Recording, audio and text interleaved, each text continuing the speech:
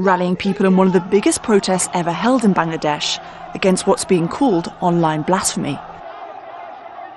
Hundreds of thousands of people, supporters of opposition Islamic groups, gathered to march towards the capital, Dhaka. Many people were bussed in from surrounding areas to push for a blasphemy law and for anti-Islamic bloggers to be hanged. The government has blocked some websites and arrested bloggers in the last few days, trying to satisfy angry Muslim groups. Claims are absolutely unverified.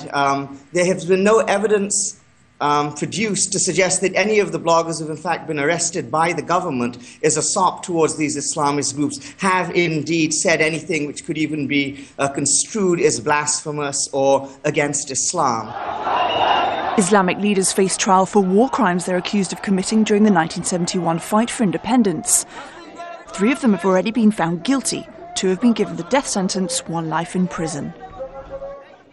That led to earlier protests by people who want all of them to be executed. It was a great moment for Bangladeshi people. The thousands and thousands of people have gathered for the punishment, the real punishment for the war criminals. Again, I can tell you it's a critical problem. One side is people's belief and people's who are religious people who believe in something, and there are some wrong information has been spread out by some of the groups, some of the activists, and for that people are on the street and they are vandalizing, they are firing on people's property.